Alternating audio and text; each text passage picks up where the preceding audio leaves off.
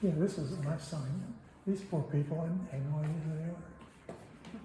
Not that it makes any difference, but Well, at least we earned colors complimentary. yeah. Threads. You feel good about that? Yeah. Change your mind while you're sitting there, you can move it before you go.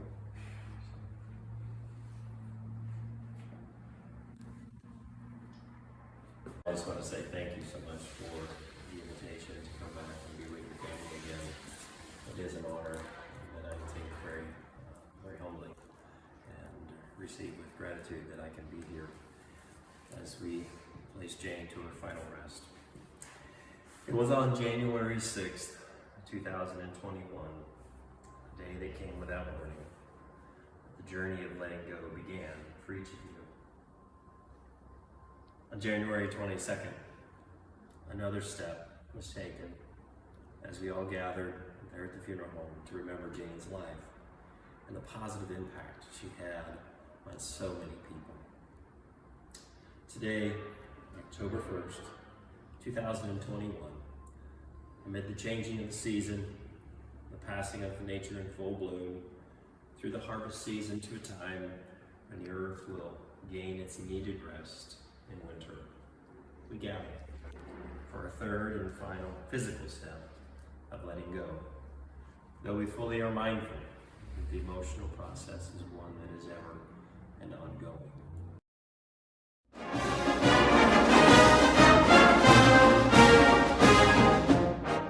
Wanted an airplane and ended up with a daughter. So then when she had her first grandchild, that grandchild, our daughter Leah, named her Geeky. So she is now known to a lot of, definitely to her grandchildren, but to a lot of friends and family also as Geeky. So that's where that came from. Her favorite candy, she's the only person I knew that liked that, was Boston baked beans. So that's why there's some of those out there. She loved Christmas. She was all about traditions and loved the holiday. She loved July 4th. Her birthday was July 5th, so she always got all the hoopla for her. And we never told her otherwise. She loved red, white, and blue. Those were all of her favorite things. And also she loved an Ohio State game day. And she started every Ohio State game day with a Bloody Mary. I don't know where mine is. Cheers. One, and I'm going to share it with Ron. Here's to Geeky. Yeah. Cheers.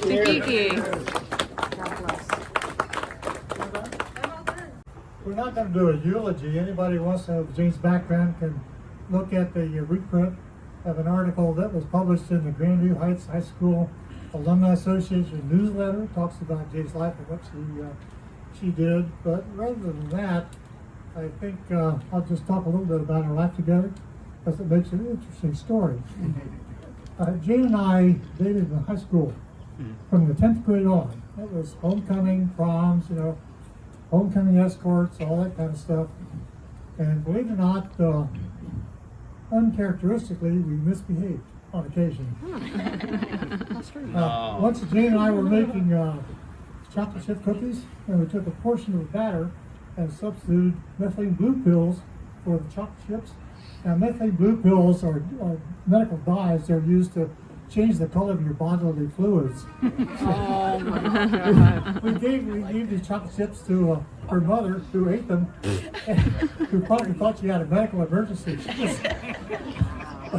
Bless her heart, she forgave us. She just laughed.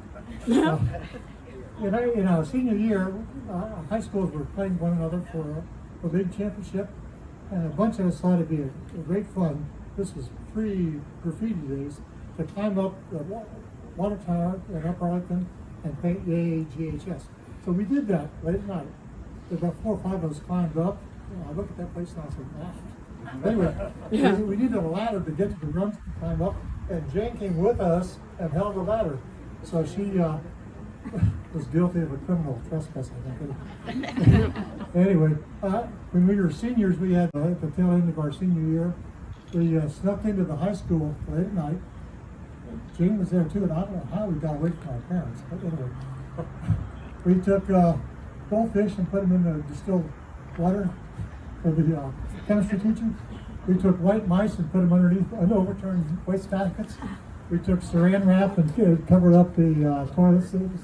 A lot of fun. Anyway, Gene and I then went to Ohio State, and we kind of drifted apart. Both of us were interested in seeing what life might be like beyond Grandview. So I saw her a couple times in college, but when we left, I thought, I didn't see her again for 32 years. Long time. And I was living in Chicago when she was here in Columbus. And in 1993, I got kind of curious because I lived all over the country. I said, I've lost track of my high school friends. I don't know what's going on. So on the lark, just as a joke kind of, I called up the high school and said, do you have a high school alumni association? And if so, I'd like to join. And they said, okay, you call it Jane Hess. Oh, God. I said, oh my God. That's what I used to do. So we became pen pals kind of back in those days. And I was recruiting for crafts, so I would come and we would meet for dinner from time to time. And I then moved from Chicago to Columbus to start teaching at Ohio State, and we met a little more frequently. But when we finally got together and moved to New Jersey, where I was starting to work for Nabisco, I told Jane, who had never traveled very much, she'd never been out of the country, I said, Jane, I'll take you any place in the world you want to go on a trip. You want to see the pyramids of Egypt? You want to see Hawaii, Tibet, any place? She said, take me to the Hebrides. How many of you know where the Hebrides are? About 4 or 5. I didn't either. The Hebrides are windswept islands on the west of Scotland, denuded of trees. They've been long gone and cut down for masts for the sailing ships. All that's there is Celtic ruins and cottages widely dispersed and thousands of sheep.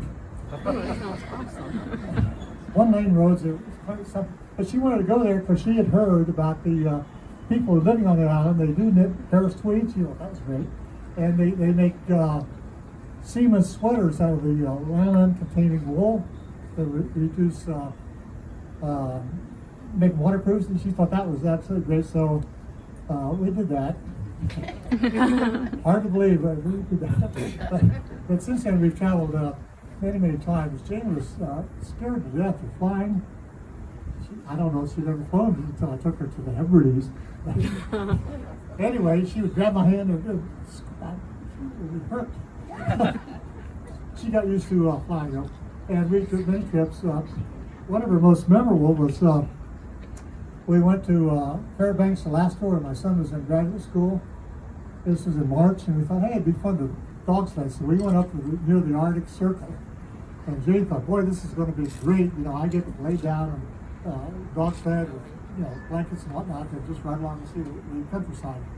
But we got there, and she got her own dog sled with her own dogs.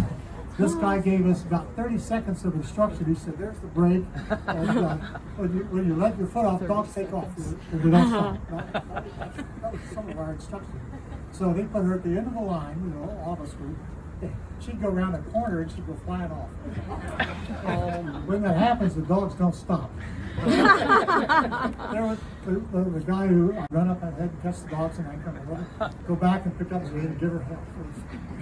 Not keeping control of her dogs then, off she'd go. But we had a good time traveling. We've got a travel poster back here. You can see some of the places that we've gone. But we do appreciate you coming. I don't know if there's anybody else who wants to say anything or not, but you see, granddaughters do. We have entertainment coming as soon as we get through this speech. We have food at 11:30. It's going to be a buffet from the inside. So with that, I give the microphone to my granddaughters. Hit them hard and see how they fall. Never let that team get the ball. Hail, hail, the gang's all here.